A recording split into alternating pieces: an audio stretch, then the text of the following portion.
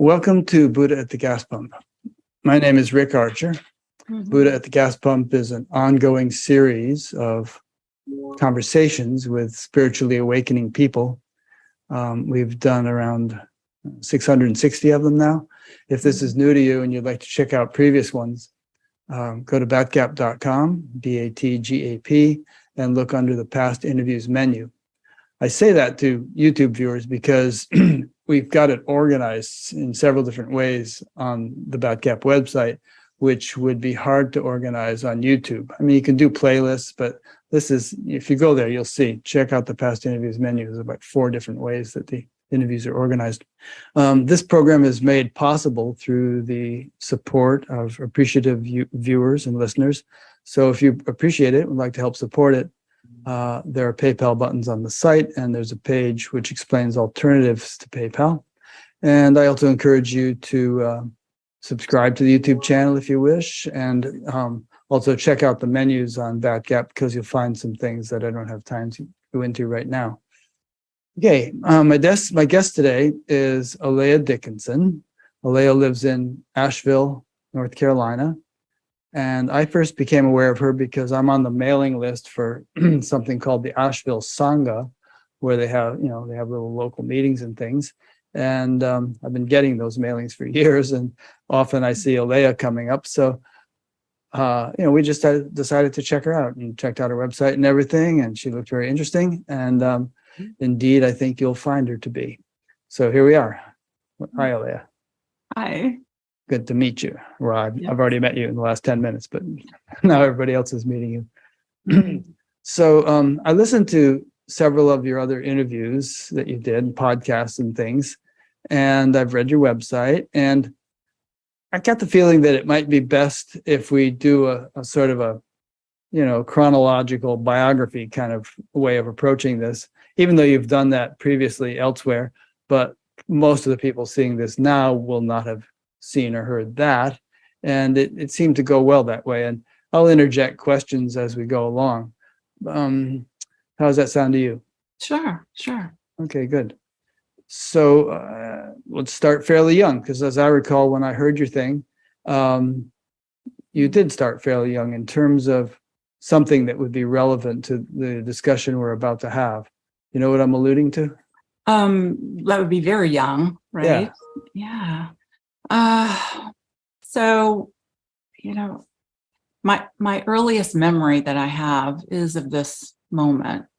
And this is very simple. I mean, I couldn't have been I had to be under 4 years old. I mean, 3, something like that.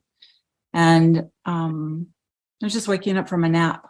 Yeah. And there was a awareness there that, like, all the colors were really bright. There was a fullness. There was an awareness of, I just couldn't describe it, actually. And it's really kind of hard to describe it now. Better would be as I got older, and how it just remained. It remained my strongest moment, a full moment. The moment felt, as I got older, I was able to say, that moment, that period after waking up from that nap was much later. I would say was awake, and I was just awake. Parents could use this as an incentive to get the kids to take naps. Right. You could write a children's book. You should take your nap. Yeah. I mean, at the age, it was what I was thinking and feeling. As I got older, I reflected that it was much more possible than the age I actually was. It wasn't like a knowledge kind of knowing. It was as I got older and opening more to the depths of true nature, where I was able to see it was same. But it was also this really beautiful in my life as things opened that really helped. This supported the relaxing, the trusting, the available, I would also say in that opening, I realized much later that it really left me very open, and the way I describe it is I would have said growing up, I had a lot of common sense. Mm-hmm. It made the most sense to listen to what was here more than out there. Not all the time. I always say, I didn't get in trouble. I did get in trouble. I did do things that weren't great, but I tended to not be so much of a repeat offender. You tried things. Once. Yeah. it seemed there's the connection inside, and the really this very ordinary feeling that it was what now my language would be bow to, but really follow or listen. So it sounds like what you're saying was that when you had this experience waking up for a nap when you were 3 or 4, it wasn't just a kind of a thing that lasted that afternoon, but it was a watershed moment for you. It was a shift after which things were never quite the same. Yeah. And that's a hard one to talk about when you're that young. Right. And even as I was, growing into my teenagers and college years, it was so alive with me, and it felt like a memory, but it also felt very present. So even as you went into teenage and college years, you kept remembering that thing that happened when you were 3 or 4. It was that significant. Yeah, it didn't even feel like a remembering. Right. It just felt alive and present, almost like no time. It was, and there would be a curiosity of maybe trying to figure it out. But what then was it? I would find a gushy feeling in my brain that just would kind of end the desire to try to make too much of it. I heard a lot growing up inside. The words would be not for you, or don't pick that up, you'll have to drop it later. In terms of habits or behaviors, you mean? Yeah, or even something that might be whole directions in life. I would feel, I could do that, but my sense is that's not what I'm to be doing this life. Interesting. Boy, I wish I had that when I was young. Yeah. So I just felt like this really strong guidance. And I wouldn't have even called it guidance then, because, I wasn't particularly spiritual. I did come from more of a traditional Christian background, but that, it wasn't a very intense kind of background, where I was, I did, where I was my heart was deeply involved with it, So my heart was more just with what was arising in me, and that just felt like what I was to listen to. And I felt it sounds like an intuitive sense woke up, an intuitive knowing. Yeah.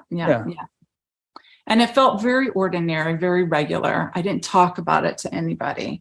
My assumption was maybe everybody else was the same way. I didn't have a community.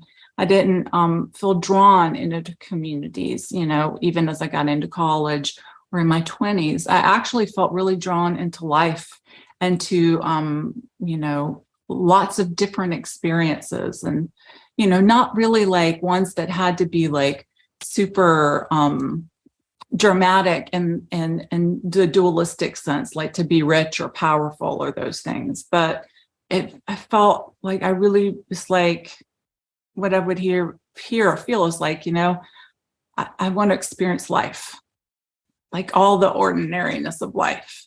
I heard you say that you were. Life. It's always felt very exciting for me. Yeah. And then whatever that particular life is, that this is that's happening here, Interesting. It kind of reminds me of this guy I interviewed named Christian Sundberg, who a couple of years ago I interviewed him. But anyway, when he was about 30 years old, he had this clear recollection of the time before he came into this birth, and the reason he got inspired to take a human birth was that he met some being on the other side who was just glowing and amazing. And Christian said to the being, "Oh, wow, what happened to you? Where are you?" And he said, "Oh, I've been on Earth." And I guess it was such a learning experience for that soul that Christian got inspired to do the same thing. And it's a long story. People should watch the interview. But I get the feeling, like, just the way you phrase that I don't know how many lifetimes you may have had, but that this, that there's a kind of an innocent enthusiasm about exploring the possibilities that human life have to offer, and a freshness to it, as if you're kind of excited to try this and try that, but you had some guidance that prevented you from trying the really destructive stuff. Yeah. And if I like intuition again. Yeah. I really, and I would kind of skirt it pretty closely sometimes, Yeah. I mean, did you go through a teenage drug phase, for instance? No, I never really got too involved with, but I might have like hung out in the scene, right, or knew people that were really struggling. But I seemed to really get what, it felt like the mirror that was required from me really happened in that, where I could say, kind of what I would now say is a bunch of nete, like not this. But it was, not in a judgment way, just sort of like in a direction I was going in life. Yeah, don't need to do that. Right. Yeah, kind of That's thing. Good. Yeah, but an excitement to just be in life and experience life, like a deep joy, actually. And I, that's always here of just like where, what else can be experienced, It's like the sense of, that being awake in the world, and this it's never been this flavor before, like the snowflake, Yeah, I know what you mean. Some people say that, joy or the expansion of happiness is the very purpose of life, and possibly even the purpose of the whole universe. That and we, as sense organs of the infinite, we're wired the same way God is, if you want to use the word God, and we take delight in the expansion of happiness, however we find it. And obviously all the spiritual traditions talk about where to find it and where not to find it, and things like that. And, yeah. So I don't come with a lot of spiritual traditions. I love that. It's not that I haven't picked up some things along the way. Right. And found that, like, sort of earlier on, not a service as apparent time has gone on, that it's becomes of service, but in a way that's. What's that you're saying? It becomes a service? Yeah, I don't know. Like unknowing everything. Unknowing. Right? Okay. And then when you unknow it, or you're it's like the mountain, no mountain, and then the mountain.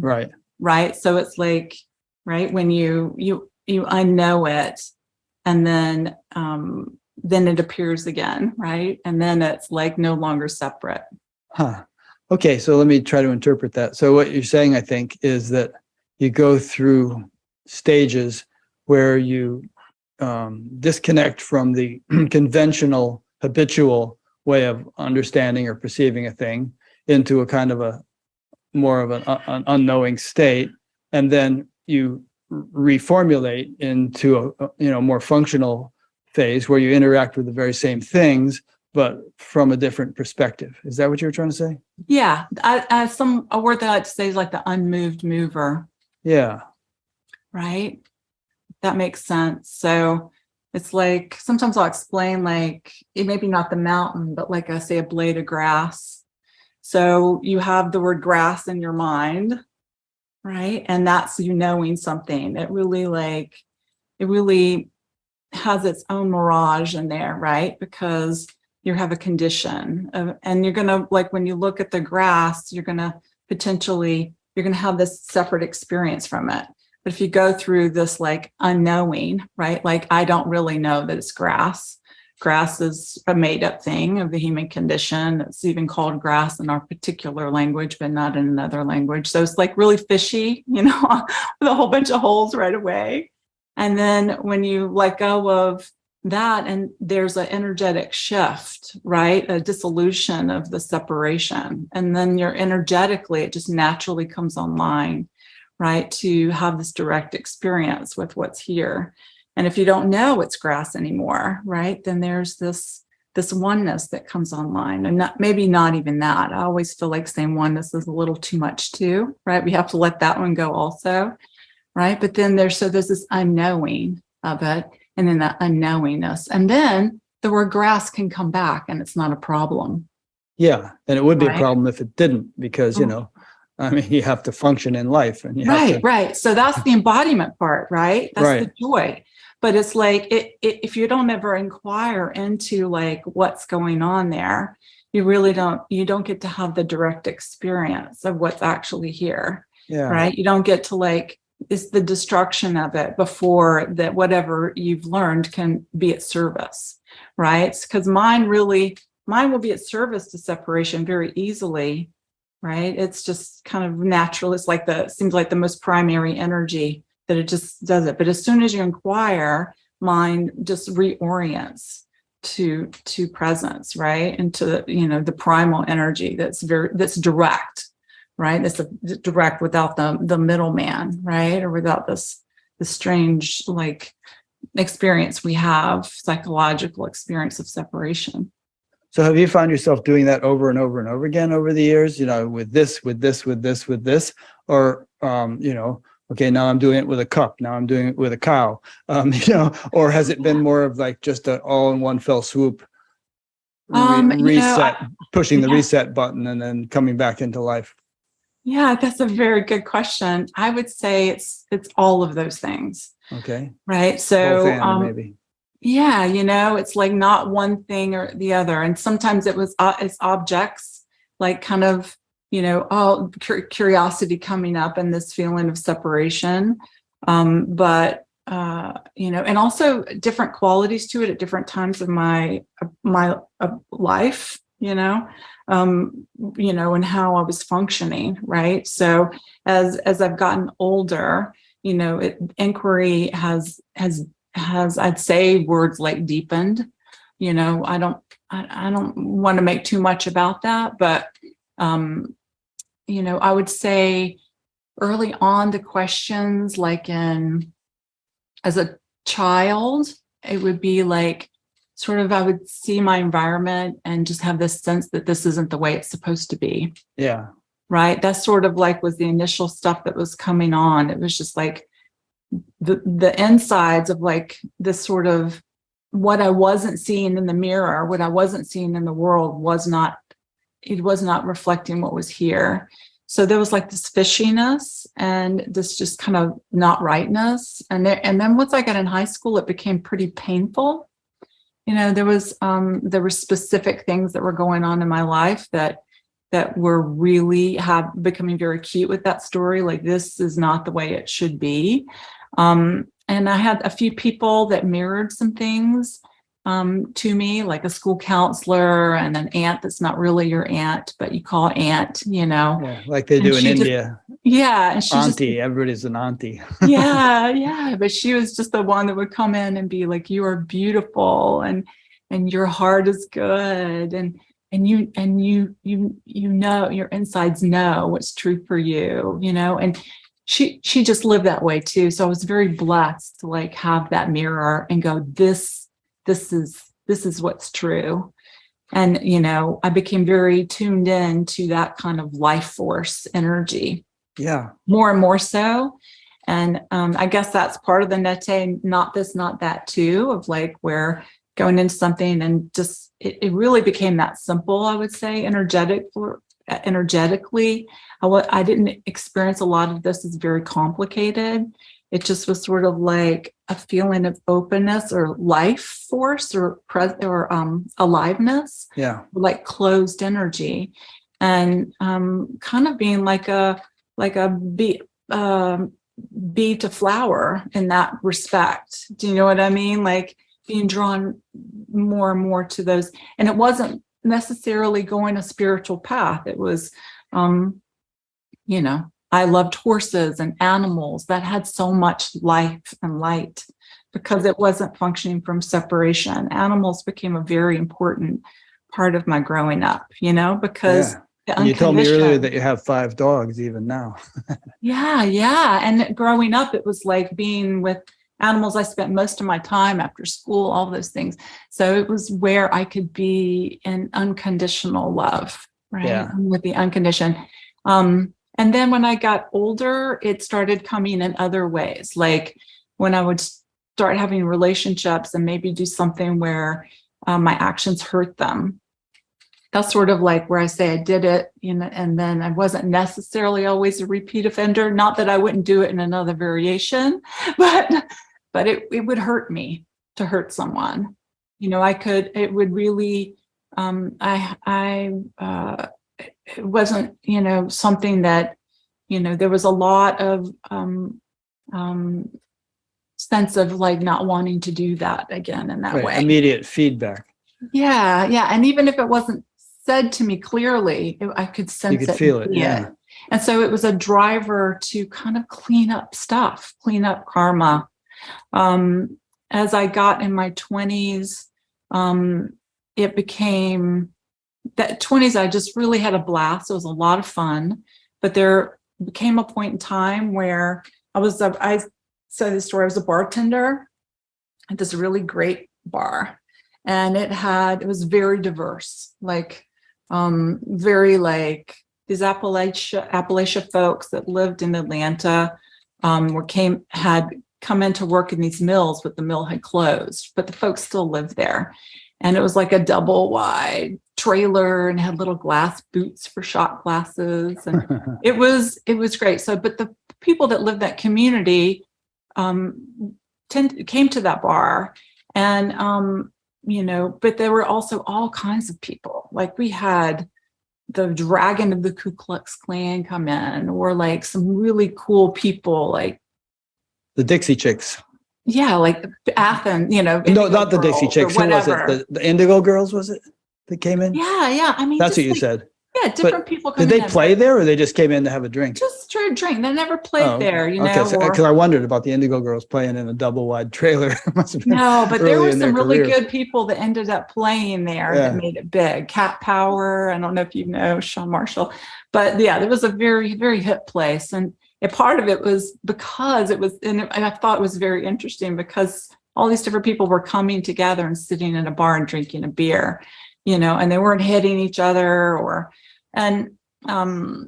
being rude to each other. It was this copacetic environment. And some part of me just really, it was like a sense of, I don't know, two things, how amazing it was, but then also sort of like, this joy that I'm having here, like these people that I'm meeting here, it's not right now, it's not love, right? Something really was coming online for me, this interest, in heart.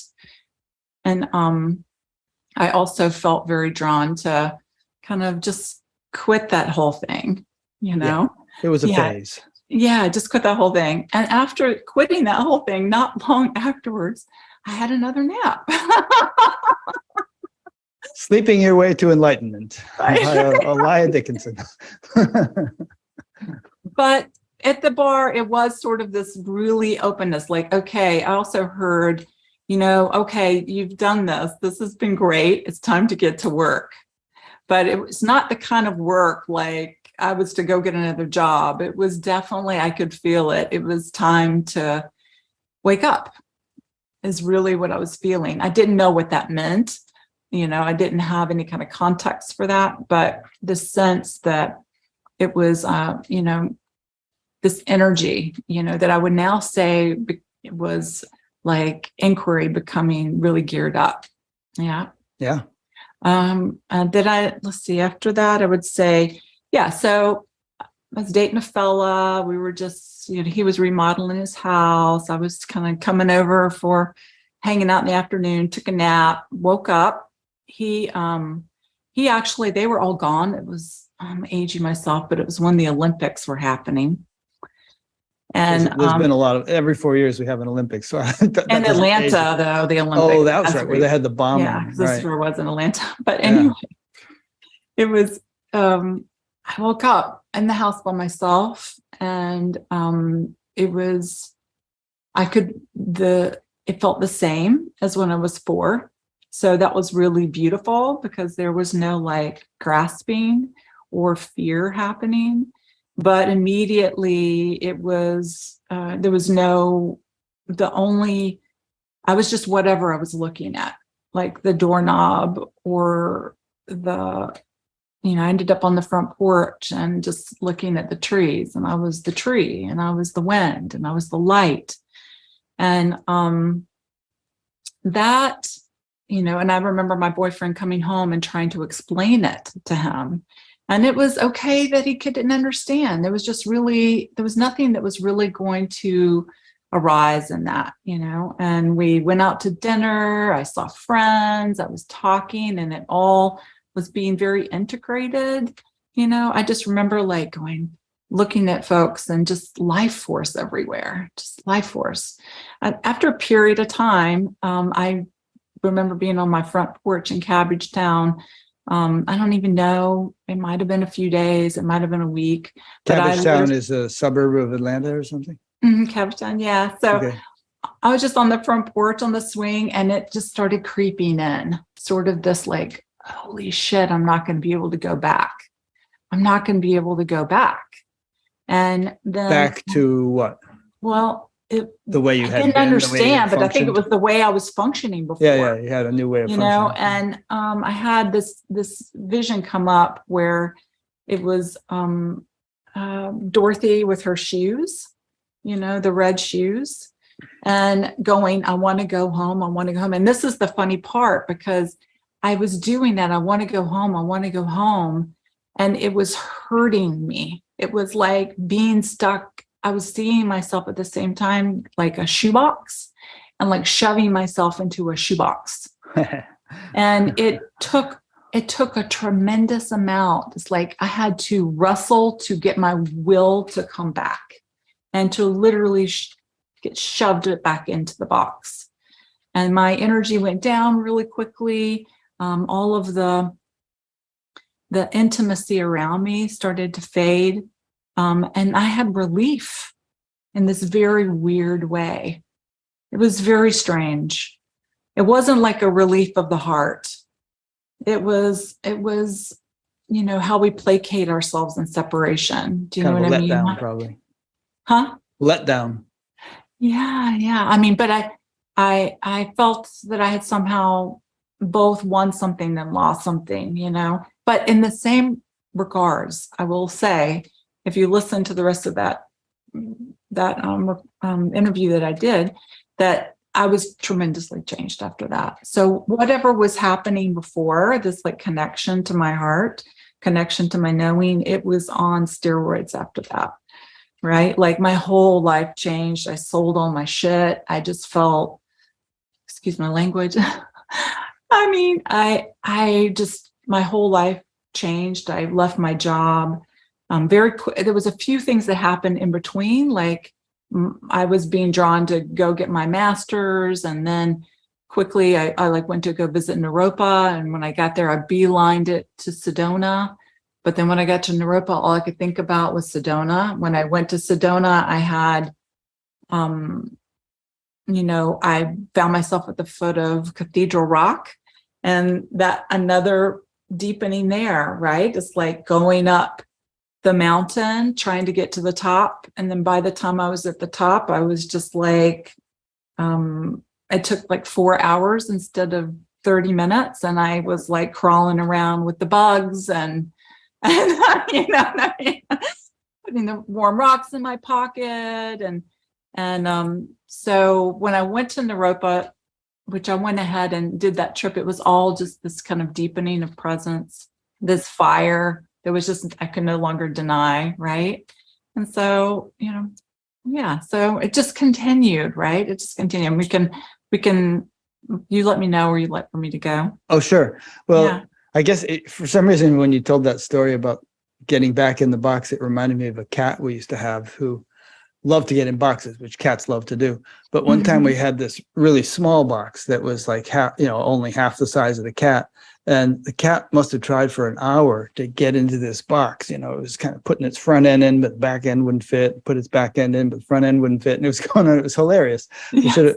We should have filmed it.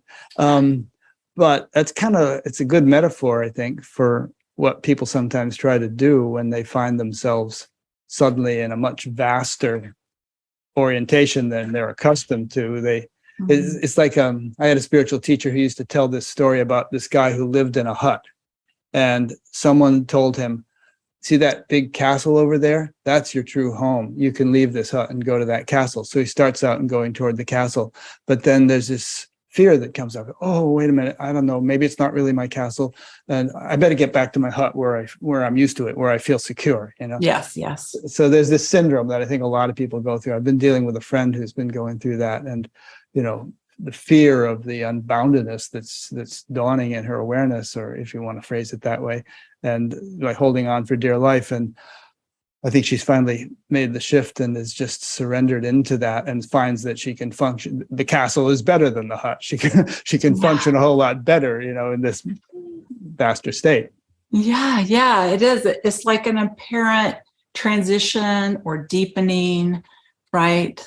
Of like this small, narrow way of functioning, right? And it releasing, right? Or dissolving.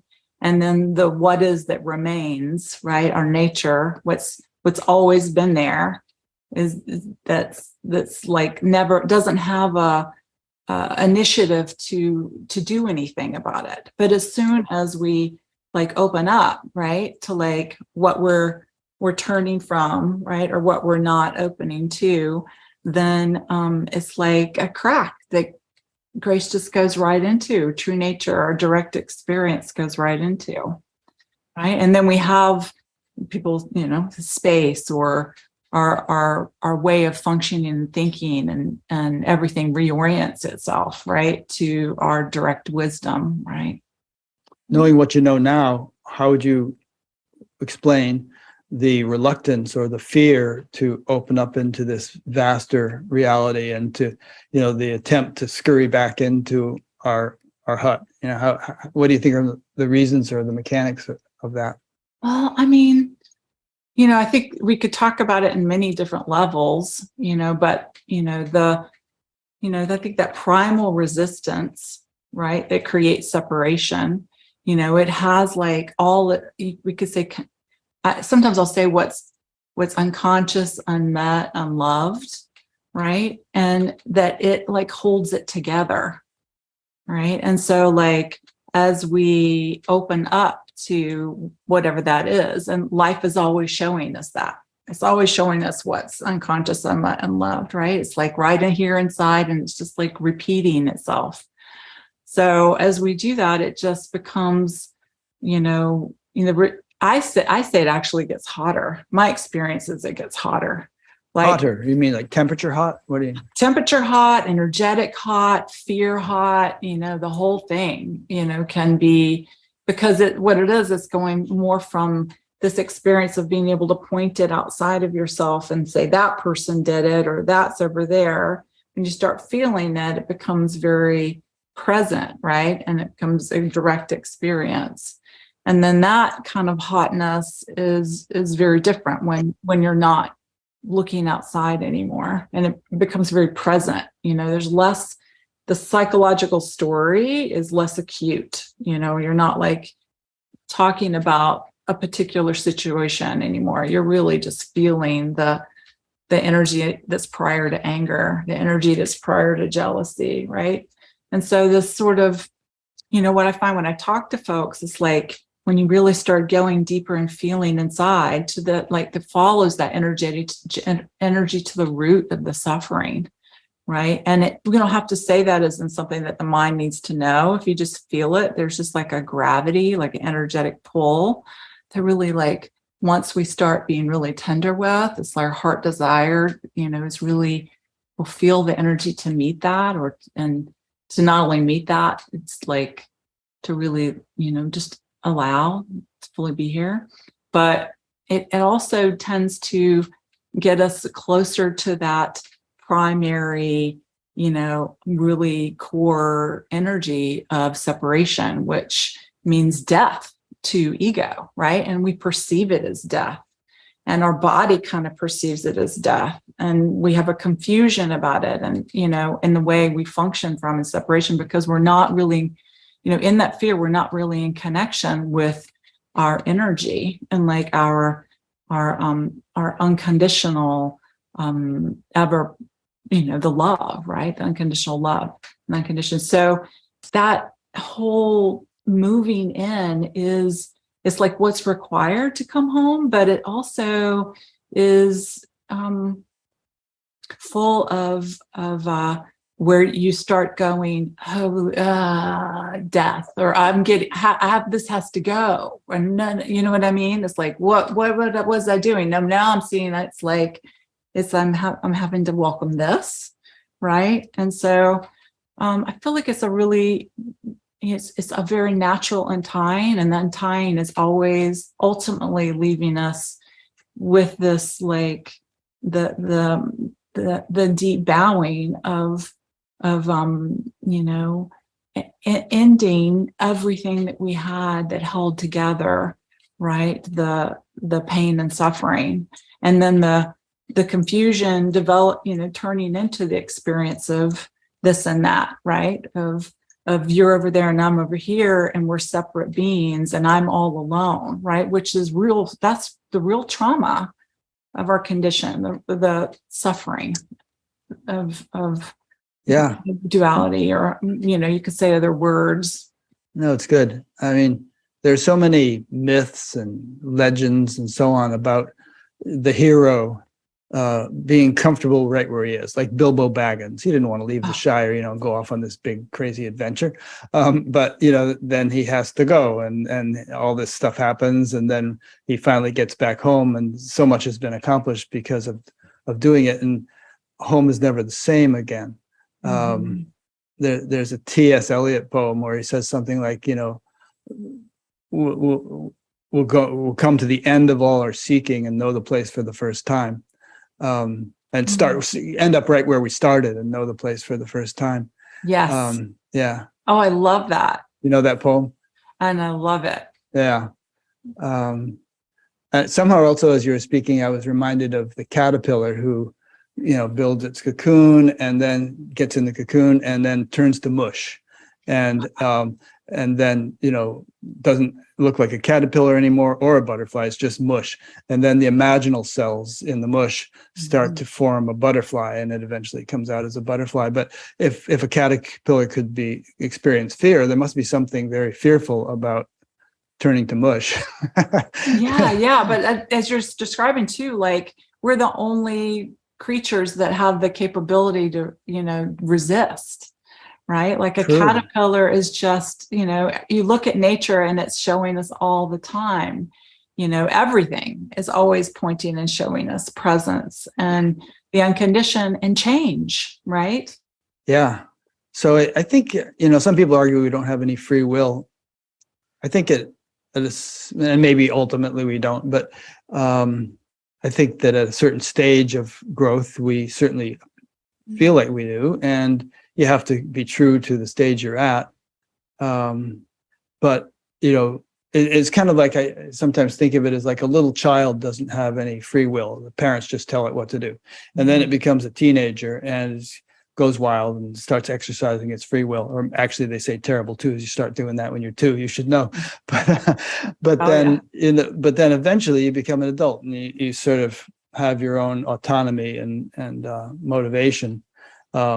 Just speaking very broadly, I think evolution is like that in a way where, like the animals and the caterpillars and so on, they're just totally on nature's command and in tune with nature, and they have no choice. Then the human life, ordinary human life, we're like the teenagers who try things out and have all kinds of, drives and experimentation. Then the sage, someone who's really awakened, in a way, they don't have free will anymore because they are so in tune with God that it's just God's will, and they don't. But there's this sort of no man's land you have to go through to get from the innocence of the animal to the innocence of the sage. Yeah. And I missed a little bit of your conversation right there. Audio broke up? Yeah, the audio broke up a little tiny bit. So I of it. But yes, and you're kind of saying more about like how we were talking about with the leaf with the grass, the like knowing it and then not, you know what I mean? Not knowing it. And then, and you're talking about this live wisdom that comes online, right? Yeah, I think that's a good connection. So there's just this disassembling phase that we have to go through before everything can be reassembled in a better way. And I actually think the whole society is going to go through that and is already beginning to disassemble more and more rapidly now. And we're going to see a lot more of it in the coming years. And hopefully on the other side, there'll be a reassembly into something much better. Yeah, that's an interesting word, reassembly. What do you mean by that? Well, I don't know, like the caterpillar. It has to turn to mush before it can become a butterfly. It can't just go straight from caterpillar to butterfly. And, you know, some would argue, and in fact, I did a whole interview with a guy named Dwayne Elgin a few months ago, where he felt that there was, and many traditional cultures have felt that there's going to be this breakdown or disintegration of all the tried and true and trusted systems and structures. Because they just wouldn't fit in a more enlightened age. And so they're going to have to crumble somehow. And then hopefully we'll, you know, rise out of that into a very different way of doing things. And we do tend to see it here and there around us, you know, things just, the old ways are not working. And the reason I bring this up is I think that patterns repeat themselves on different levels. And the stages of growth that a human being goes through in the course of their spiritual development can be possibly mirrored in the stages of growth that society goes through or will go through as it transitions, hopefully, to a more enlightened age. Yeah. I tend to not do too much thinking about all of that. I think too much. Yeah, I tend to not, because I find that's a little bit of trouble. Yeah, right? And maybe it's too hypothetical for you also. Well, it's just that we can't really know, right? You know, and it's like maybe I see this, like the way energy could possibly move in some apparent, you know, some future. And then, you know, maybe there's something to that, because when I feel into it, the whole future past, like it feels more all now. I'm feeling it feels like it's all just here now. So I feel like there is this sort of way of connecting more, you know, we're here in the present moment, brings us to this availability energetically that is the body, you know, when we're saying we're all one, you know, and I say we're all one and not even that, like what does that actually mean in direct experience, right? So it does sort of like, I can kind of feel into things, but I, you know, as Neelam would say,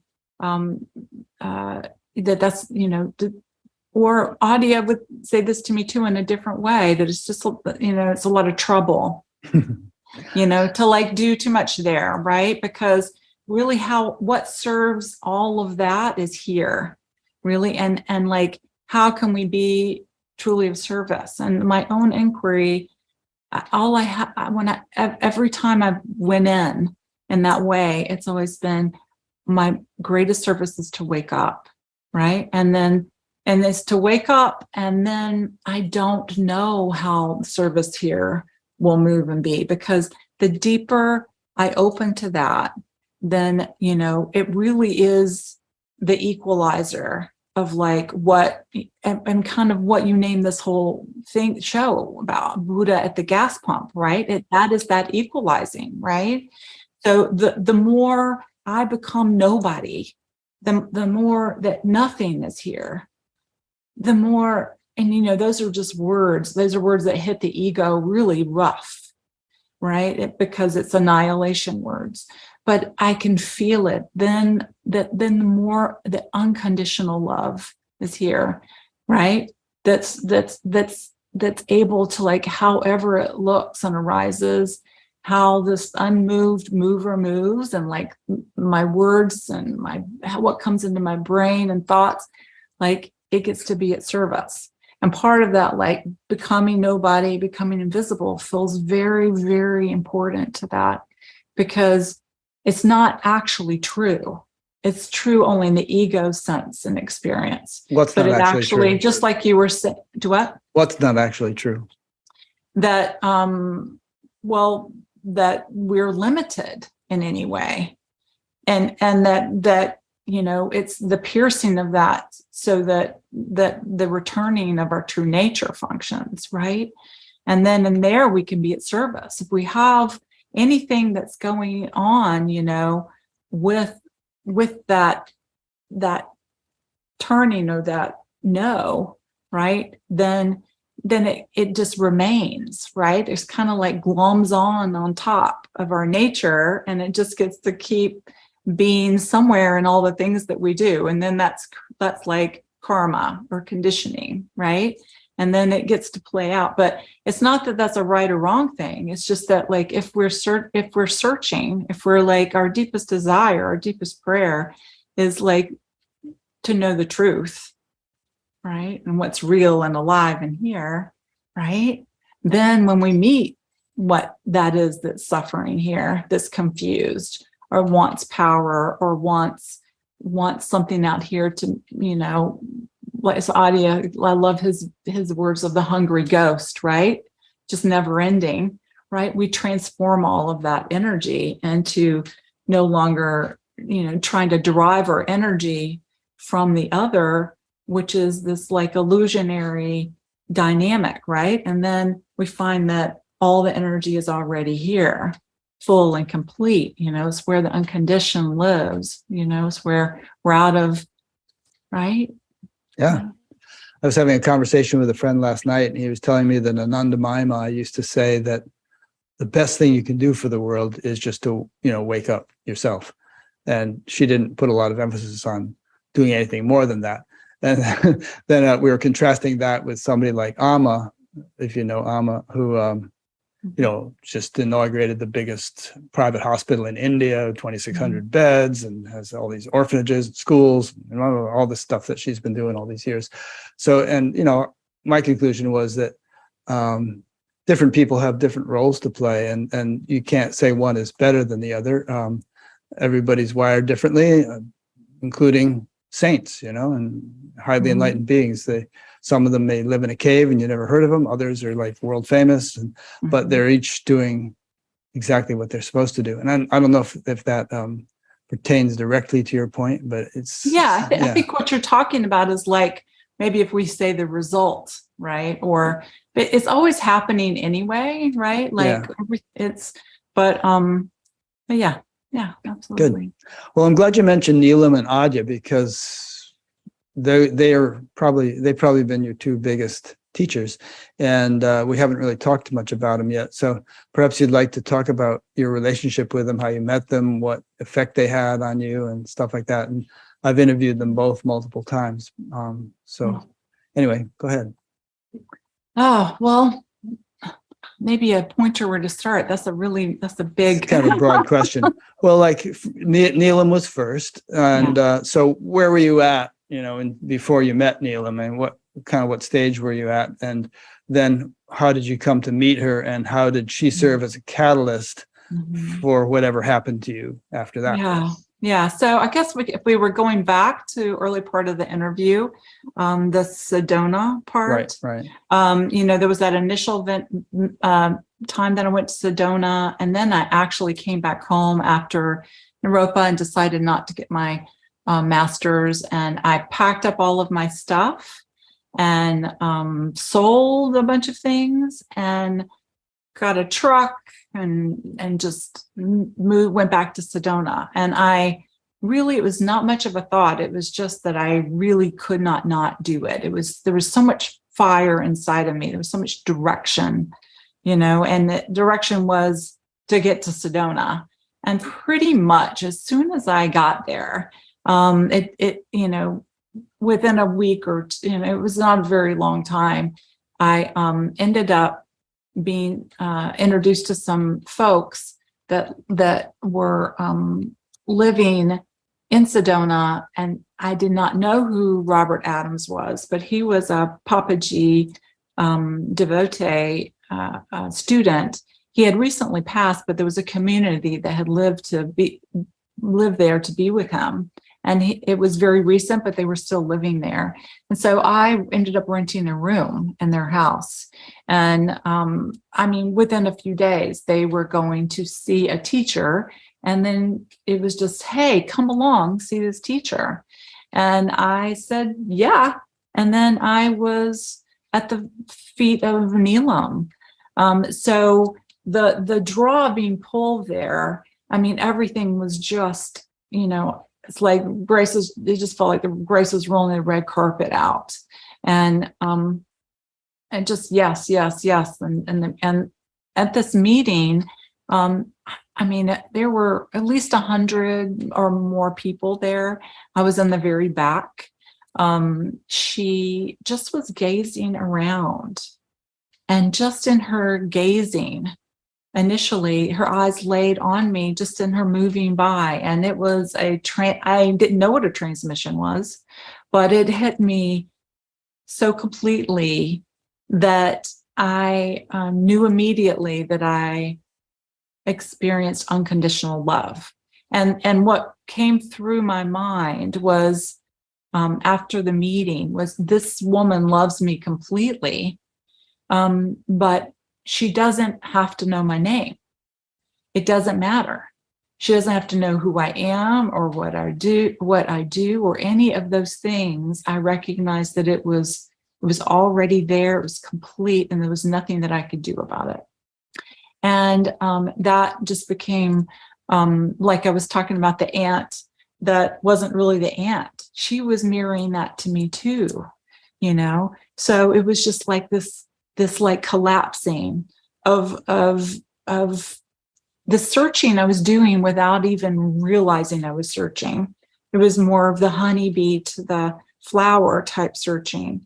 And in that, right after that, of course, everything she said really upset me, right? Why? Because, well, what I was hearing was I was nobody, right? And at that time, saying, I felt the unconditional love, but ego or separation, or how I was functioning there, really just wanted to give her a middle finger. It was just really, I was really angry. And it was a whole bunch of hot energy of anger that was coming up.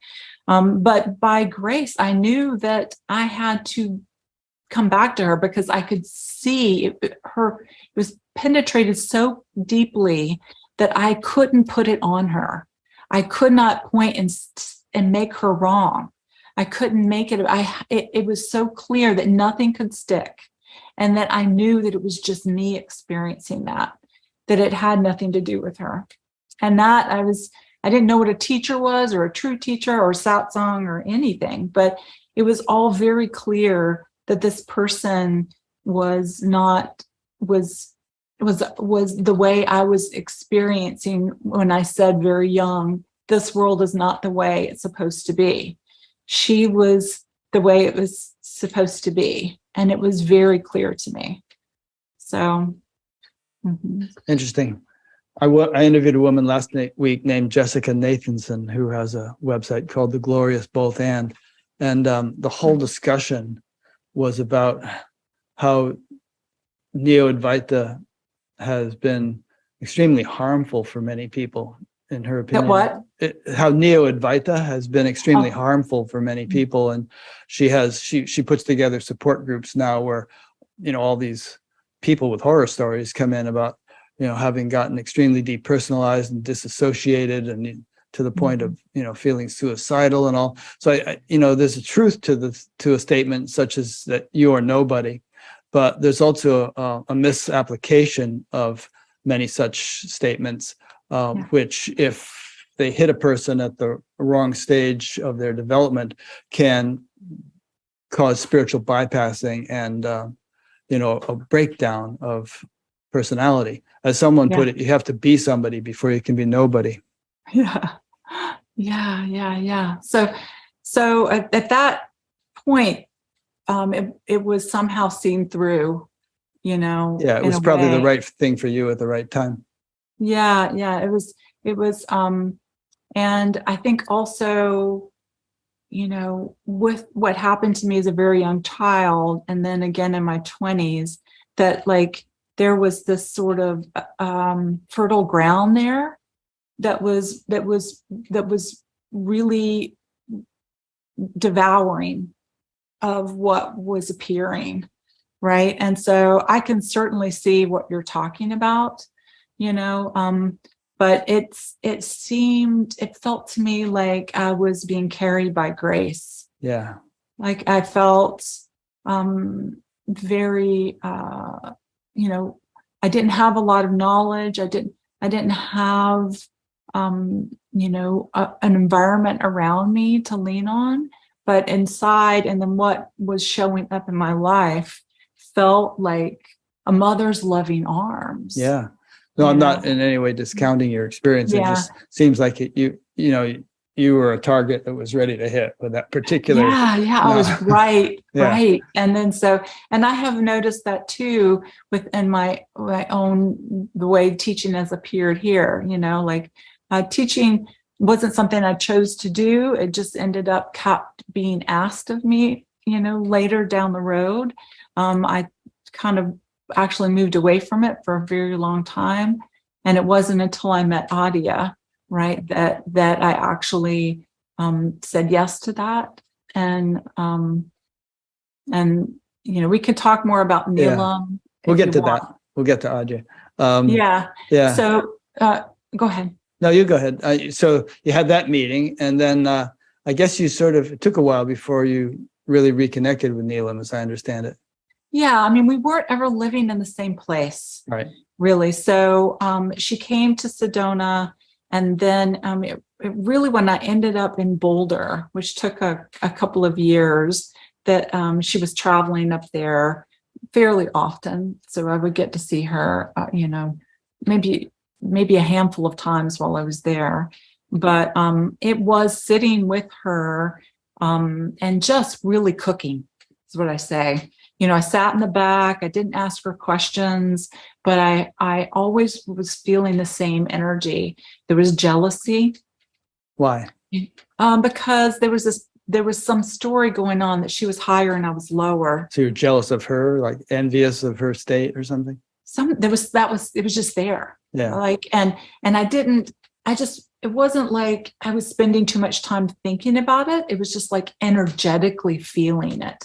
And it was feeling very, very hot. And I would just sit there and almost sweat, right? There were other things, but, a lot of what she was saying, right? It was pointing to the ego's destruction, and just her transmission was pointing to ego's destruction. And so there was just like this wrestling that was happening with that.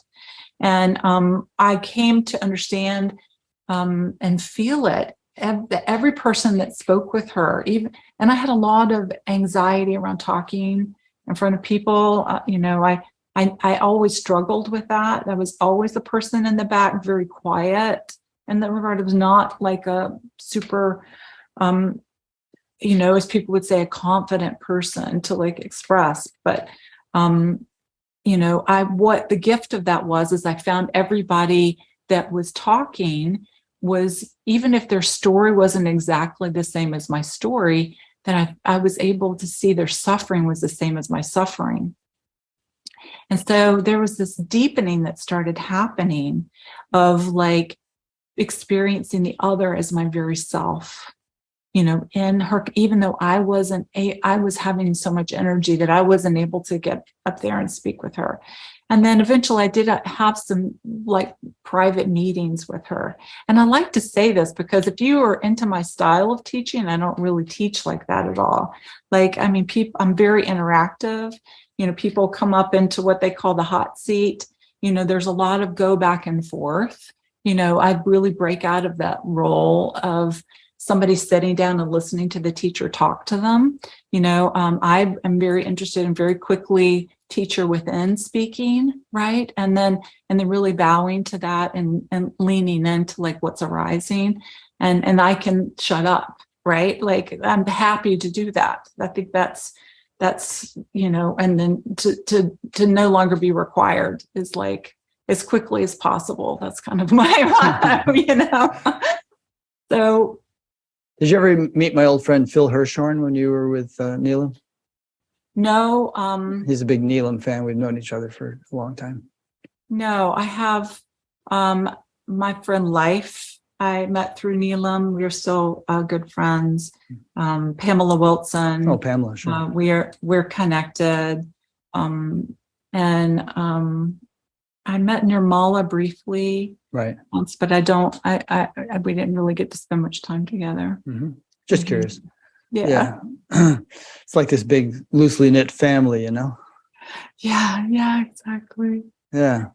Mm-hmm. Okay. So let's see. I want to make sure. Well, I guess I would say at the end of that part, it was like there was one woman in a particular satsang that was asking her, why are you up there teaching?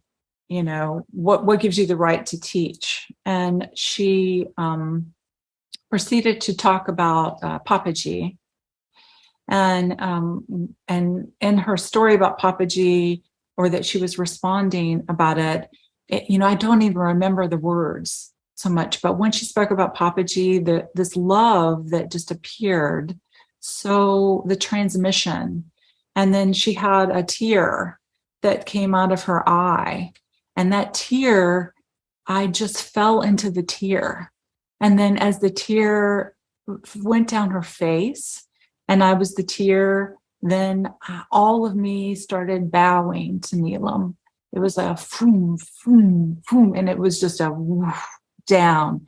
And not only down, it was a down to her, it was a down to Papaji, it was a down to Ramana, down to Buddha, down to Jesus, and all. It was just boom. And at the end of that meeting, it was all I could do. I just basically crawled to her feet. Literally? Literally. Huh. And put my hand down, and she just started patting my head. And I was like, I'm never leaving her feet again. It was like my whole being was like this. It was like lifetimes. It felt like I was devotional, and that I was back. I was where I was to be, and it was very intense because it came online really quickly. We already were, I had my first child, which was a very powerful opening for me there, with labor and stuff of presence, but that really got me fertile for this. And, but we were already had tickets bought. We were already moving somewhere else. And it was happening within a week or two. And I was sitting there going, I could see my whole family going away. I could see it all ending and being at her feet. And it all came back to me in a big whoosh. And it wasn't like there was anything wrong with that. What happened was, and what I heard was, this is not your lifetime. This is not what happens this lifetime. This lifetime, you're in the world, and you're going to go, and I could feel the excitement of being in the world and being in life. And so it was both this deep relief in a way that I cannot describe, and then without remorse or regret, getting up and moving, leaving, right? Mm-hmm. Yeah, that's good. Mm-hmm. And I would say that if you had, although it's a moot point because you wouldn't have done this, but if you had somehow tossed your family and to stay with Neelam, it would have been a big mistake. Yeah, it was just, it was so clear that I was to move. What I felt was that I needed to not be around her because it's too hard, it's too strong for me. Yeah. It's almost felt like it's okay. She's right here. I can feel her. I can feel that transmission, you know, of the unique flavor and of Ramana and of, you know, all of it here. Right. Maybe you had gotten the main thing you needed to get from being around her. Well, when I moved to Asheville, you know, it really affected people that were around me as they, you know, there was a lot of transmission happening. And so some of my dear friends began inviting her to Asheville. So she came and she had some health issues and wasn't able to travel after a period of time, but she she has this sensitivity to electrical fields and stuff. Yeah. And so, but prior to that, she came and it was, you know, beautiful. And then when we couldn't meet anymore, you know, there were letters, you know, or someone calling me, you know, or, you know, on her behalf, those kinds of things before like all the technology and stuff. But, you know, at that time, you know, it wasn't really clear what had happened here, right? And, you know, that, you know, there was just such a, it was very apparent because it seemed like when I would meet people, there would just be such heart opening and presence here and with the apparent other. But I also had a brand new baby and I had just gotten married. I was really feeling drawn to become like a real estate agent and like all, you know, we're buying a house and, you know, getting a mortgage and all these things. And that felt so right. And then in all of that life, I was able to see in a way that if I wasn't on a mountaintop, or for me in particular, like in an ashram or sitting in meditation, what I was able to find was that my teacher was in everything in my life, showing me what was left, because I could feel there was stuff that was left, right? And it was like this big openness, but my brain was sort of foggy and I couldn't quite speak about what I was experiencing. And what I could translate that with was actually like some things that were showing up in my life around, you know, that I would have never experienced. And I'm not saying that everybody else has to experience the way I experienced it. But for me, it was like the fear I had when my child had double pneumonia, right?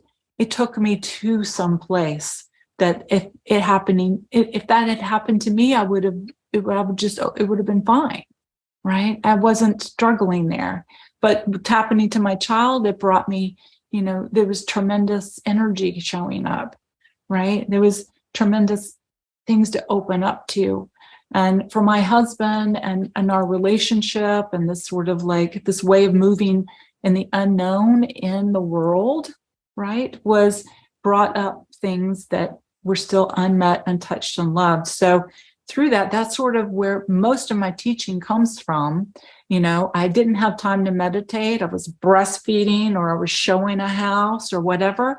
But I found that like the desire to end the suffering, it just appeared spontaneously, right? That, you know, in the car driving or in the shower with the water, like it would just arise and I would be tending to energy or thoughts or whatever, so that I could see that there's nothing that can stop us from waking up. We don't need to go anywhere. We don't need to. It's fine if we do, but if we are not, you know, that it's not something that there's nothing that I found could stop my deepening, right? Yeah. I mean, that seems to be more evidently true for some people than for others. It seemed like from an early age were on the fast track, you know, and you had this intuitive sense of not this and this and, you know, moving along and okay, enough of that, on to the next thing. So there's always been this kind of momentum in your life, it seems. Other people, you know, might need a little bit more something, you know, and some kind of... I do feel like it's not so different than when people are on fire to search. it's just a different kind of flavor, right? Yeah. Like if somebody is really learning Buddhism and they're drawn to that, if they're really feeling drawn to TM, those are very intense draws and like intense movements to take in, the slowing down, the tuning in, and all these things. And that didn't necessarily happen for me that way, but that is also a flavor of the same thing. It feels to me. I think what it is, same impulse. Yeah, and it can just look in a whole bunch of different ways. Yeah, and that is arising inside, right? And it's like it's arising again and again and again, right? I think what it is that it's the falling off the cliff, right? Without grabbing onto a branch, or the cul-de-sac that you can get in, right? As Adia likes to say, I like that image of the cul-de-sac. I like to say the hamster in the habit trail kind of thing. But, anywhere I could have said no, right? And it would have changed, like, right? I could have, and so it was the opening and the bowing, like anything that we do, we have to let go of it. No matter what structure it is, what religion it is ultimately, or it's like, not that the greatest gift can't be found in those, but we have to, like, there's this moving out of the functioning of the ego and the observer observing it. So whatever the apparent system is, or like however that it looks, that is kind of dissolving, right? And then the deepest gift becomes available to us, right? This direct life force of our being, right? That ends separation. And I think, that is, what I usually say to folks, and this is how it would show up for me, is like, what is your deepest prayer, right? Not your ego's prayer. What is your deepest prayer? And that lining up with this alive energy, right? That is really full of gravity and yearning, like of the truest energy, right? Yeah. Mm-hmm. The force of evolution is a powerful thing. And I think it's a motivating force for the whole universe. And in people, it sometimes shows up as a little faint flicker, and other times as like this roaring, force that can't be denied. And in your case, I think if you said you could have said no at any time, I don't know how long you would have been able to stick to that no. Yeah, I don't think I would have very long, but it's very mysterious, right? And if we're looking, it's like there's no way for us to actually know how all this is going down. Right. Like everything gets really fishy when we start making things higher or lower or better than, or if I feel into it, everything starts to get very infinite and spacious, and then it feels like a lot of, anywhere we want to try to say but, or like having this like energy where we're managing or choosing, or it just like it's going to start putting us in a separate place. Do you know what I'm saying? Yeah. There's some Rumi poem where he talks about how, you're playing chess or cards or something with God, and, you think you've got all these great moves. And I forget how the poem goes exactly, but, you're basically toast, because God's always going to play chess better than you can. Yeah. Oh, I love that. I love that poem I'm talking about? I forget. No, but it's beautiful. Yeah. I'd like for you to send me that poem. I'll try to find it. Yeah. So, okay. So how did you find Adya, or how did he find you, or something like that? Or is there more to talk about the Neelam saga? No, I think that feels good. Mm-hmm.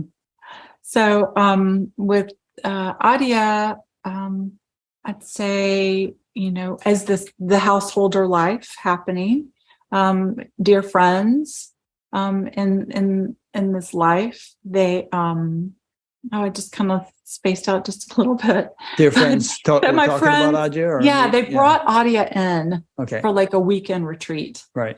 like a short retreat. That first time that I didn't even know who he was, and I didn't even go see him. But then my friends brought him a second time. Between that first and second time, I was introduced to some video group satsang that was happening that people were going to, because they have those across the cities where people gather and watch his videos. And then that his transmission, it was like I really became very curious about him. And my friends, I said, man, I would love to meet him. I want to go next time he comes.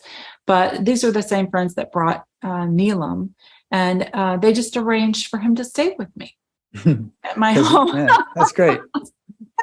Muhammad comes to the mountain. Yes. The next time he came, he stayed at my home, the one Nice. that I live in right now. And it was beautiful because a lot of people came over and cleaned my house before he came. That's great. Like really scrubbed everything and stuff like that. And so I like to talk about this. I went to the airport to pick him up, and me and my friends. And my friend also said, well, you pick him, you just take him home, instead of all of us. So I just went. It was him and Terry there's Gray. a person. Yeah. Oh, you know her. They came here too. Oh, I love her so much. Yeah. So anyway, I saw him, walked up. It was the back of his head. He was at the, picking out his Luggage carousel thing. On the thing. And I just saw the back of his head, and energy just hit me. Like it was basically, I felt like I was going to fall over, and it seemed like I fell over, but I didn't, and then the next feeling that I had was like, oh, I'm done for. Like I'm done for. And so, that proceeded to kind of untie over the next period of time, but leaving from the airport and just, driving home, I mean, just the energy it was all I could do to just, drive the car, and then I could just feel everything, just, it was all taken care of, this untying, whatever it was that was remaining here. And then him staying with us, we ended up having some great conversations, mostly a lot of silliness. We did very silly together. But at the end of towards the end of the trip, we went out to dinner after one of the meetings. He and I ended up getting out of the car and going to the restaurant, and we were on our own. I think Terry was with us too. And I told him, I was like, folks keep asking me to teach. It had been going on like almost for 10 years. And it was happening more. Like folks were really like wanting to come to my house, and people had been coming to my house for quite a while. And then most of these were these really close friends, right? That were bringing Adya. And he said, if people are asking to talk. I said, well, I feel like there's still a veil. It feels like I can see through it, but I can still feel it on my face. I said, I feel like there's just something still here. And he said, just if people ask you to talk. And so that just opening and me just saying yes to that, my intention of saying no was really, I didn't want to do anything that could hurt anyone. Right. And a lot of it was just, it just said that, that integrity was really important. Right. And that it also later down the road in our conversations that he had a similar style as me. It's like if his teachings went away tomorrow, that would be fine. Right. And so for me, it's never been my greatest desire to be a teacher. And for me, being a teacher only appears as it appears. And then it's not appearing. And for most of this, I've been a householder and a mother and a volleyball mom and a ballet, whatever. And I'm just those things. So it appears as teacher just when it appears. And so, but he said that that can be a very good recipe, right? Because there's not that extra having to, I don't know. No, it's a good point. I respect you for that, and the fact that you took. I mean, it's actually formally part of some traditions that even after a profound awakening, you're supposed to wait 10 years before you teach, and perhaps more people should do that. And I mean, I've heard stories of people being in an Adya retreat or something, some such place, and saying, to their friend, "Well, I can't wait to wake up so I can quit my day job and become a teacher." Right. Well, then you just know there's something going on, right? Yeah. It's like, wrong motivation. Right. Is the invisibility there, right? Is the full nobody there, right? So, if it doesn't, then it's gonna come out in the teachings, right? It's gonna it's gonna karmically show up there because there hasn't been the whole nete, right? Yeah. And so, just in case people don't know, this phrase neti means not that. It's a traditional teaching phrase in Vedanta. Anyway, just in case nobody knows what that phrase, somebody doesn't know what that phrase is. Yeah, and I'm not even, that transmission is alive in me, but I don't necessarily even know a lot of the words. I've never really even studied it. It has, I have how this functions, and then, that transmission of Neelam, that transmission of audio, definitely I feel that. Yeah. But I also feel like when I'm drawn to, just like I see audio, this passion of being drawn to a teaching and reading about someone, or I love Hafiz, especially the Sufi poet. And, it becomes the teacher, the poet, there's a collapse, right? And then all of a sudden it feels like I wrote the poetry, and it's not the small me, right? It's the time collapses, and the transmission is this alive gift, right? That's our very nature, right? And so when we get really uncomplicated with it, and out of how our mind wants to move into separation, that really this alive direct transmission that is really always ready to permeate, through the illusion of separation, that it's working in everything, right? And that, a tree, you can feel a tree, and a tree is inside and then outside. That's so easy, right? Or a baby in his eyes, right? Or a dog and its smile, right? It's like it just ends. The separation is so automatic, right? Mm-hmm. It's just when there's trouble, right? When you get the mirror and then something happens here, and then that's something that happens here, then that's the gift. That's grace. That's where we go, right into that. It's the separation and the way we function in the turning and saying no, that's perpetuating it, right? Not allowing the healing to happen, the returning. In case anybody wonders about this transmission thing, there really is something to it. And simple metaphor would be candles, where you light somebody else's candle and then they can light somebody else's candle, and the flame doesn't necessarily diminish as it goes from candle to candle. In fact, it could get even brighter if it's a bigger candle. So there's definitely a phenomenon that's been going on in many traditions for a long, long time, and there's no reason why it can't be going on now, with mothers in North Carolina. yeah, actually. And transmission, two people laughing really hard, it's transmission. Yeah. Right? Yeah. It's infectious. It's alive, right? Yeah. It's full, it's complete, right? You can't hold on to your name, you can't hold on to your job or your position, or right? And you're laughing really hard. It all goes away. Yeah. Nice.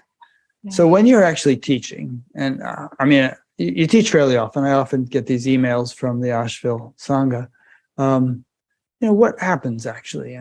What do you do in there in the room, and what kind of experiences do people have? And do you feel that the people who are coming to your satsangs, that pretty good percentage of them actually undergo significant shifts? And do they have do those shifts abide in some way, or do they just kind of get high off the meeting and go home and nothing much has changed? And what kind of feedback are you getting from people and so on? Well, initially I'll just respond to similar to what I said in the part of our conversation earlier. So I think there's probably a little bit of all of it, right? Because as people are searching, they're sort of, they're all over the map. Right. They're like, some of them are ripe. Some of them are just becoming like interested in and being drawn to something that's mirroring back clearly. Right. So, I have this feeling of like, it's all welcome. Right. So I have at retreats, and very often there's quite a lot of people who have never been to retreat or know anything about inquiry. Right.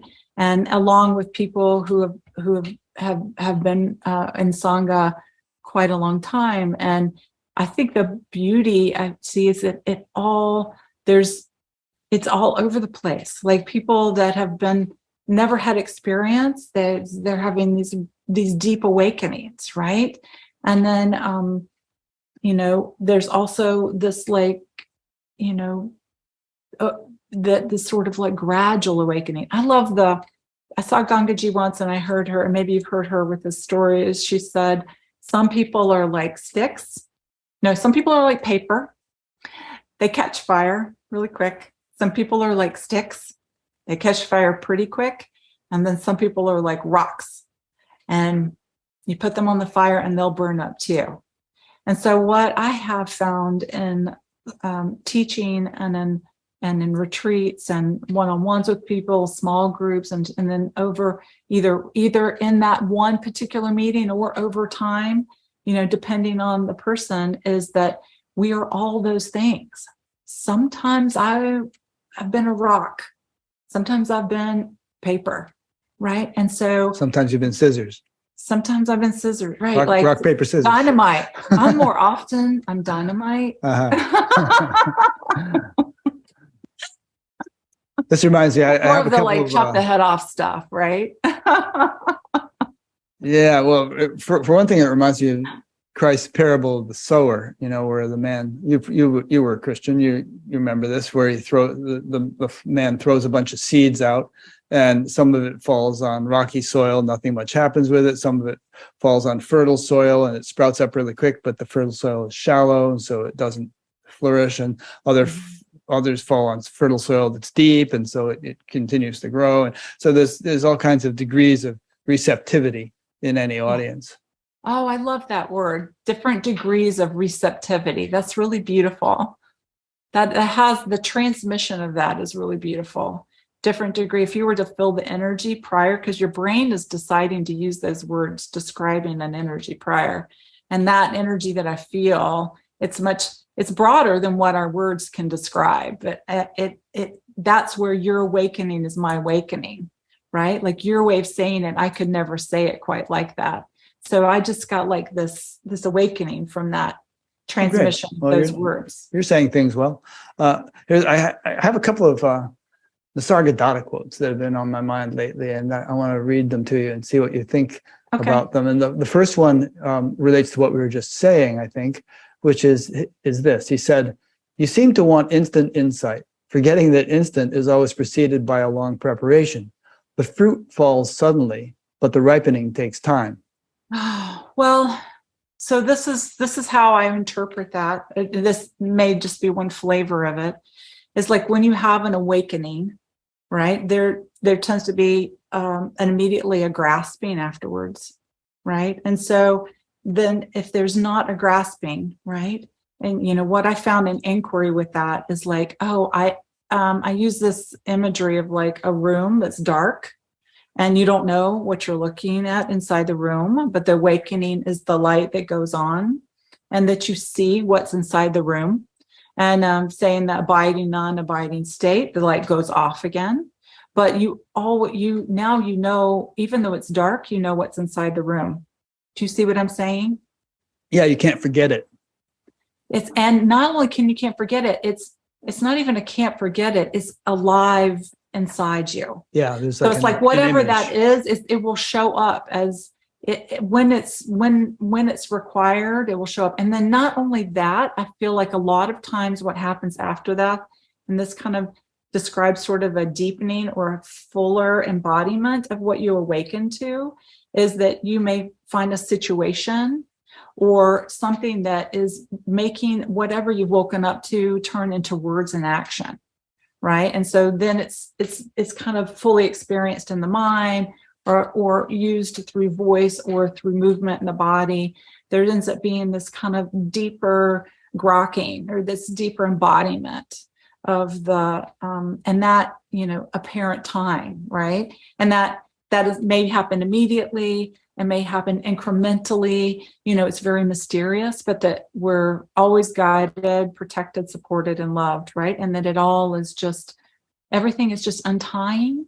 And in a way, because our nature has no interest, if there isn't resistance to it, there's no interest in maintaining it, right? It takes a whole lot of energy to maintain separation. Right? Yeah.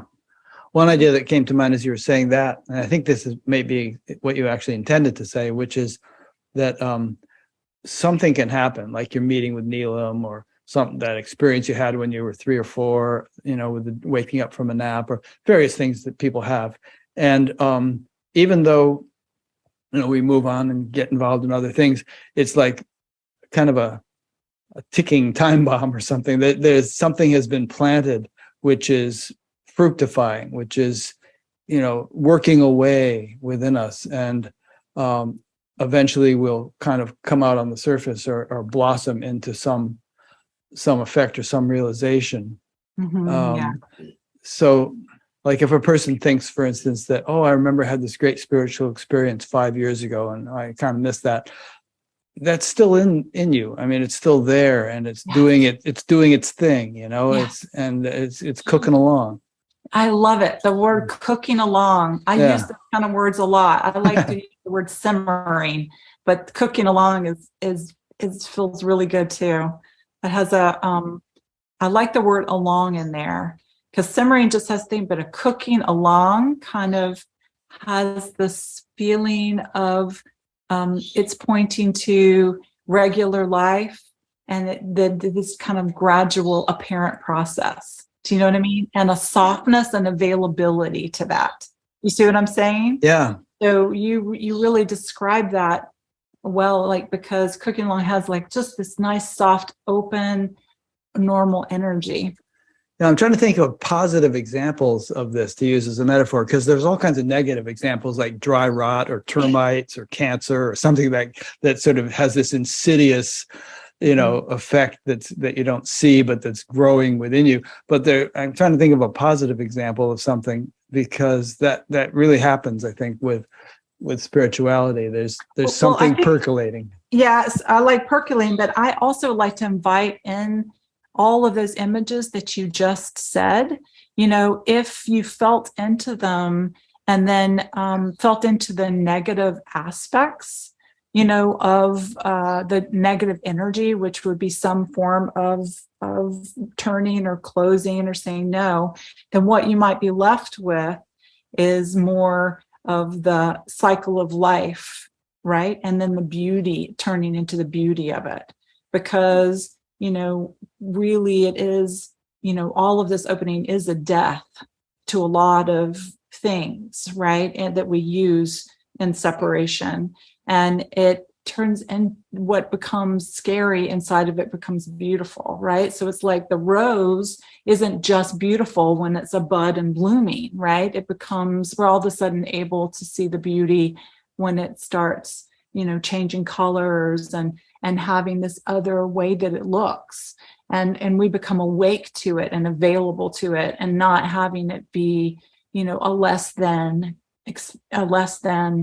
thing that's happening in the moment, because that's what's happening all around us, right? That's life is in this constant energetic movement of change, right? And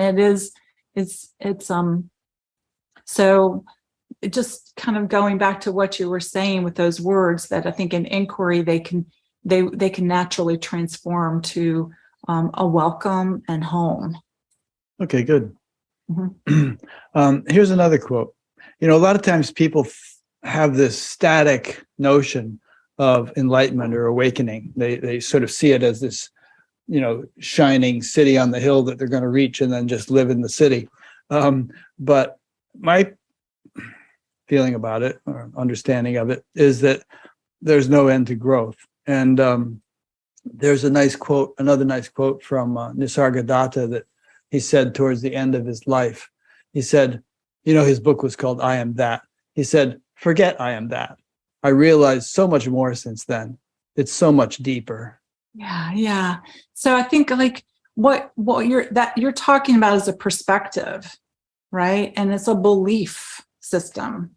It's not right. And so when we have direct experience with true nature, that our wisdom really dissolves that perspective, and it dissolves that way of, we can only really hold that experience when we're holding our nature away and looking at it, right? But because wait a minute. I mean, certainly Nisargadatta had direct experience of true nature. Are you saying that that perspective that I just read was somehow erroneous? No. I think I'm speaking to it. Will you say it one more time? Mm-hmm. In other words, he's basically saying that he's grown a lot since that I Am That was written. But he said, forget I am that. I realized so much more since then. It's so much deeper. He's basically saying I'm continuing to grow. Yes, I think that's what it is. Exactly what I'm saying is like, if whatever you were saying earlier, like I'm trying to, you're talking about the perspective of acquiring bliss and keeping bliss. Is that what you were talking about? Or that it's maybe, I forget, a lot earlier or just yeah, no, it was just what was the prior thing you were saying before what his response was? You were mean saying the previous quote I read? Yeah. Well, the previous quote was about fruit falls suddenly, but it takes a while to ripen. No. It was after that. You said about bliss. What did you say about bliss?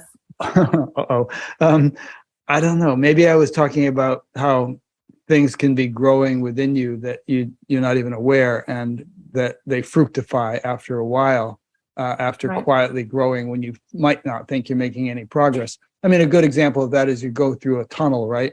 And you don't feel like you're getting anywhere because it's dark and you can't see the progress. Then you come out the other end and a whole new vista here now that I've gone through this tunnel. Yeah. So I guess what I would just say to that last thing that we're talking about it is that my own direct experience is that there doesn't seem to be any ending. Right. And there doesn't seem to be any bottom, right? There's no place that we land, and that I'm constantly being humbled, or it's really not even humbleness anymore. I've tossed the humbleness out, but there was a lot of humbleness of like feeling like, I had this where I could kind of have this phantom limb feeling, of like how I experienced it or saw it. And then all of a sudden I'm having this whole new type of experiencing something, or energetic experiencing. And then the words maybe deepening would be applicable to that. But as I've felt into it over and over again, and I say that I do not see there's any ending to that. I cannot wake up to everything, right? I cannot wake up to all of life. I have this particular life. I will see things on TV. It'll rise up here and waking up to it. But, I'm not going to have every experience in life. So your awakening is my awakening, right? And that's this deepening here. And then also, like my father passing away, this was way after meeting Adya, but there was things that arose there that couldn't happen prior. And I find that still is happening. The main thing is, it's not that waking up is being separate from life. It's just that there's nobody there to say no. You know what I mean? So there's still things, unraveling here, and who knows how that goes. And that's perfectly, that's life, right? And so, there's an opening to what is, and then the heart is like, you say, my heart can't open to this. Well, then check it out. See if that's really true. Yeah. Right. And then that is the deepening, right? Of like, That's good. I guess the reason I bring it up is that, I think it's important to have a fairly clear understanding of the nature of the path, and for various reasons. I mean, it can be a danger to oneself to feel that one has reached some kind of endpoint and is impeccable and incapable of making mistakes. And I've actually heard people say that, and then they make huge mistakes. We have to bring the sword out for that, right? Yeah, so that's a danger. And it's also kind of a pitfall for students sometimes if they emulate a teacher to the point where they consider them infallible, and then all kinds of I talked to Adia about that. I was asking, and he's like, and you can't really stop people from doing that, right? It's like you can't stop, if you were to ask him, and also I feel the same way. It's like the word teacher doesn't really resonate for me. It's maybe closer to friend. And I feel like, but I could show up that way if it's helpful, right? But then, my deepest desire is for you to find teacher alive and well and complete within you, right? So I generally, like, we've done a lot of talking today, and I haven't really I usually start engaging the other person and talking a lot less. And then I sit back and listen to teacher talk, right? So that's my preference for us to engage in a way where you can have your own, whatever it is that's going on, that then I can be supporting, right? Or I can be, to this tenderness that's here, to where there's this, like, what's arising to open to. And then you get to, instead of just hearing about it, you can have your own direct experience, and we can ask the questions. I feel like that is the like the greatest service that I can give, right? Sure. Well, if I came to one of your satsangs, but this is an interview of you, and I talk too much. Yeah. I'm constantly being told I talk too much. Well, you asked me what my satsangs were like. Right? Oh yes, right. That's what they're like. Okay. So I want to kind of try to give a flavor of that. Yeah. Oh, that's good.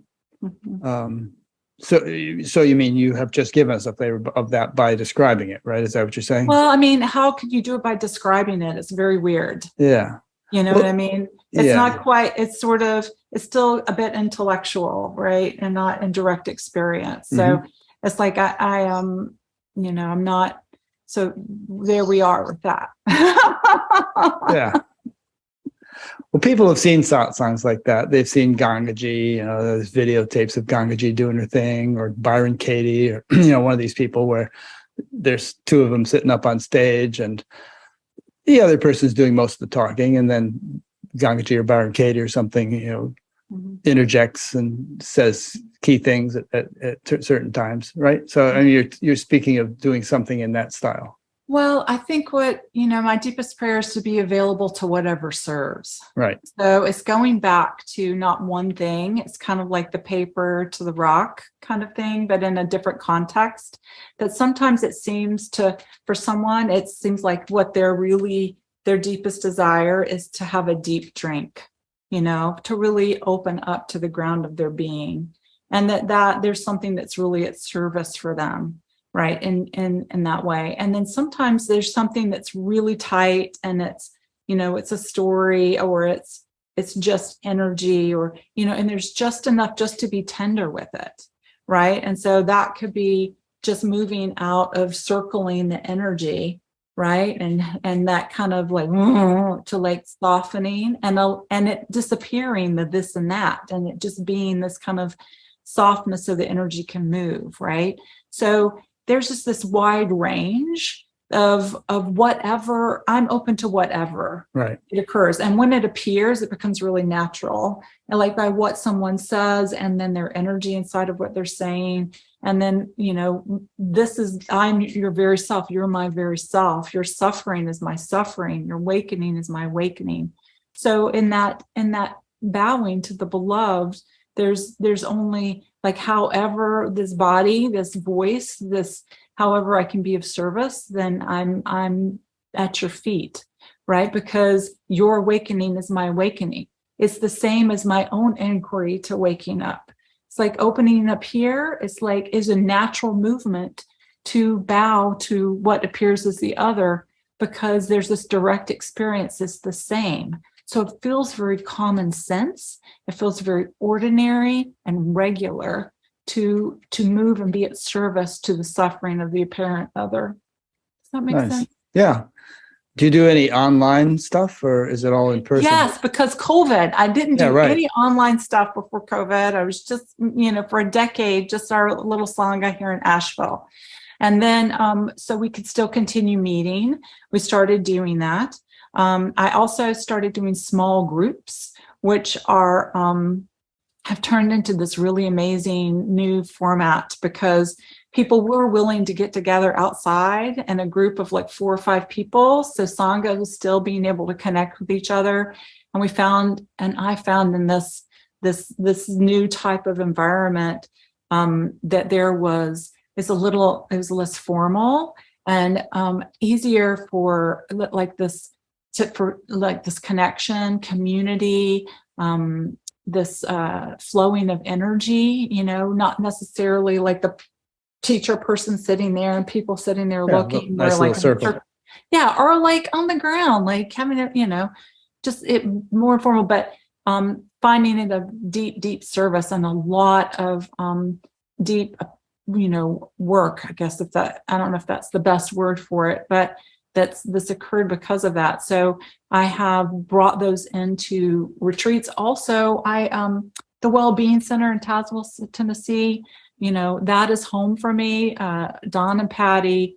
Don is he's a not the director, but he's on Adya's board. And Patty had Terry's job prior to Terry, right-hand person for Adyashanti. Oh, that's right. I remember Mukti going to Tennessee to do some retreats. That must be the place. So she does, up until COVID, yearly retreats there. Right. And so for me, 10 years ago, meeting them, it was home. And everything that they build there is every nail, every plant, everything is all bowing to truth, is bowing to this very direct pointing, the land and everything. So, as the kids were growing up, I did like one retreat a year. That's all I could do. And taught a retreat. Yeah, that's all I was doing. But when COVID hit, and they had such a great structure set up for COVID that I started doing mini retreats there, maybe 3 or 4. And so those retreats have brought in people from other places in the world. So the Zoom meetings now are very diverse, people from California, Florida, Canada. And so there's been a broader range of people coming in with Zoom. And I've found that whatever, I'm not a very computer savvy person, but that I found that transmission or service or Sangha is alive and well, like whatever format. I've just really gotten that it's this whole time, space, energy, whatever. It's like, it's all, all can just dissolve and just bow and be at service. So now we have returned to in-person meetings here in town that we do twice a month. You can find that on our website. And then we also are continuing the 2 Zoom meetings a month. Those are on the 1st and 3rd Wednesdays. The in-person is 2nd and 4th Tuesdays. It's for in-person. And we have a 3-night silent retreat coming up at the Wellbeing Center in September. That's, I believe it's the 8th, begins on the 8th. It's quite delicious. We started doing day-longs. So there's a day-long retreat happening in October, and that should be on the calendar. If people sign up on the email list, they'll get invitations. And as my schedule allows, I still have a kid at home. I still live very much a householder life, but as the kids get older and other things are changing, it seems to be changing where I'm having more time to put in these events. And so, yeah. Good. Just new and creative ways happening all the time. And it's 2022 now as we speak, August, and somebody might be watching this 4 or 5 years from now. And so all these references to September and all won't be relevant. But if they come to your website and if you're still doing this stuff, they can see what's going on. Yeah. Yeah. Good. Well, I'm sure there are other things we could have covered, but have there been any questions, Irene? Oh, I would love questions. See if there's any questions. I don't know if there have been any. There was one that didn't make sense. Oh, there's one that Irene said didn't make any sense. She couldn't understand what they were asking. So, Okay, so no questions. But in any case, is there anything more that you feel like you'd like to say before we wrap it up? I think I already touched on it earlier, but just that, that awakening, is found in regular, ordinary life. That's what I have found. And that every moment is an opportunity, like to meet what's unmet, untouched, unloved.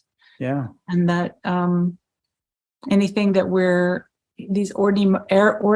all the ordinary moments in life are pointing us home, and then just however that is showing up here is the invitation.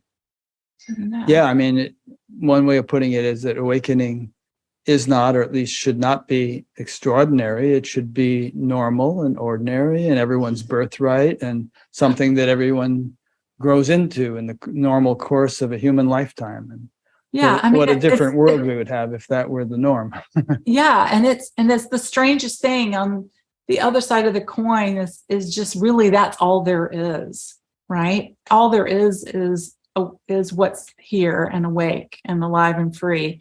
And really it's more just this psychological trauma of separation that we're experiencing, right? It's really the what's appearing, right? And that really we don't have to go anywhere, right? We have to, do anything, right? It's in the doing that we're actually like turning from. So it's in the tenderness and the allowing and the resting and the okayness and the relaxing, returning, right?